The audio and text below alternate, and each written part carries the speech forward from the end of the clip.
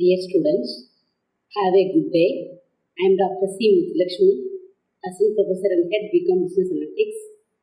I am going to teach about the forms of business organizations. The chief forms of business organizations are sole proprietorship, partnership, joint Hindu undivided family, joint stock company, and cooperatives. A sole proprietorship is a business organization where a single individual owns, controls, and manages the business. The owner is solely responsible for the business operations, profits, and losses. The characteristics of sole proprietorship are shown here. First, the sole decision-making authority.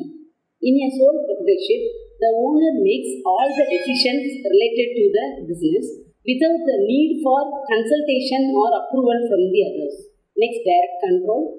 The owner has direct control over all the aspects of the business, including operations, management, and strategic decision. Minimal legal formalities. Setting up a sole proprietorship involves fewer legal formalities compared to the other business forms, making it relatively easy to start.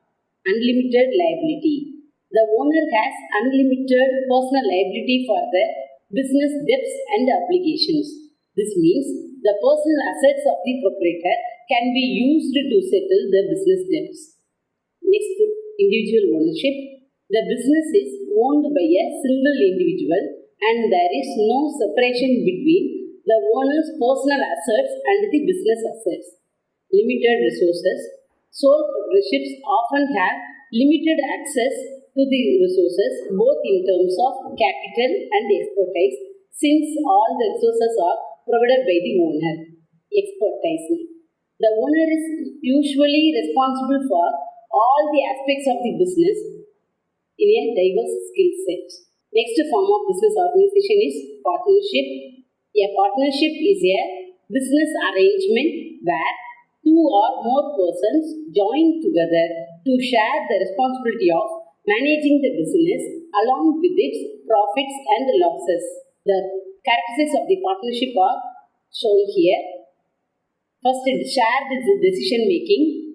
The decisions are made collectively by the partners, with each partner having a say in the business operations and direction.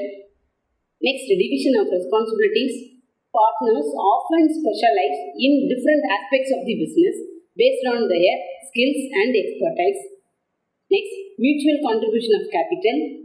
Partners contribute capital to the business and this pooled capital is used to run the business operations.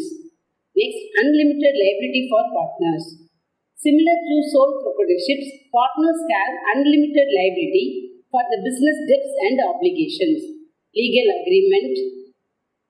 Partnerships are usually governed by a legally binding agreement called a partnership deed, which outlines the terms and conditions of the partnership. Pooling of resources and expertise. Partners bring diverse skills and expertise to the business, enhancing its overall capability of the business. Next form of business is joint Hindu undivided family. Hindu undivided family is a unique form of business organization prevalent in India among the Hindu families.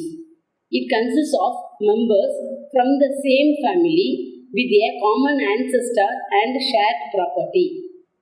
The characteristics of the joint Hindu undivided family are shown here. First characteristic is governed by Hindu law. Hindu undivided family is a concept primarily applicable to Hindu families and is governed by Hindu law. Joint ownership of ancestral property. Property owned by the Hindu undivided family is considered ancestral property and all members of the family have a share in it. Next characteristic is formation of Hindu undivided family through birth. And Hindu undivided family is formed automatically through birth in a Hindu family with a common ancestor. Next characteristic is co-partnership rights for male members. Male members of the family have co-partnership rights which include ownership and management rights in ancestral property. Next characteristic is Continuity even after death of co-partners. The Hindu undivided family continues to exist even after the death of co-partners, ensuring the continuity of the family. Partition can divide the property among the family members.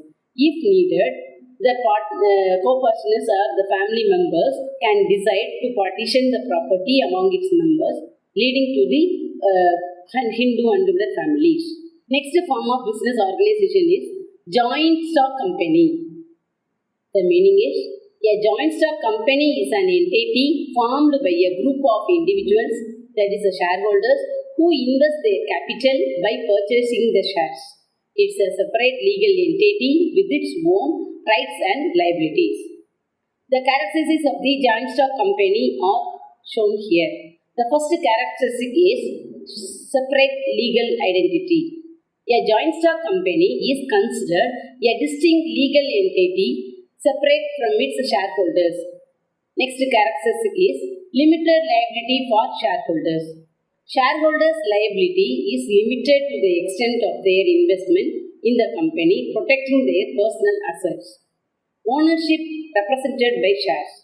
Ownership in the company is represented by shares which can be bought, sold and transferred. Directors manage the operations. The company is managed by a board of directors elected by the shareholders. They oversee the day-to-day operations. Next characteristic is perpetual existence. The company's existence is not affected by changes in ownership or death of shareholders. It continues to exist unless dissolved legally. The next characteristic is complex legal and administrative requirements. Forming and operating a joint stock company involves compliance with the legal and administrative regulations. Next characteristic is shares traded on stock exchanges. In the case of public companies, the shares are traded on stock exchanges, allowing the shareholders to sell them.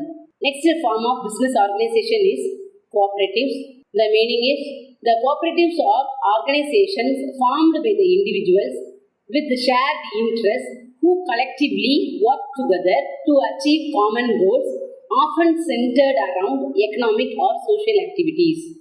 The characteristics of the cooperatives are shown here. The first characteristic is voluntary association. The cooperatives are formed voluntarily by individuals who share a common interest or goal. The next characteristic is democratic management. The decisions are made democratically with each member having an equal say, following the principle of one member, one vote. The next characteristic is common needs addressed. Cooperatives are formed to address specific needs or challenges shared by their members, often in economic or social contexts. The next characteristic is equitable distribution of benefits. The profits and benefits generated by the cooperatives are distributed among the members in a fair and equitable manner. Next characteristic is surplus profits may be distributed or reinvested. Depending on the cooperative's goals, surplus profits can either be distributed to the members or reinvested for the cooperative's growth. Next characteristic is focus on community welfare. The cooperatives often prioritize the cooperative members' welfare and sustainable development along their economic obligations. Thank you.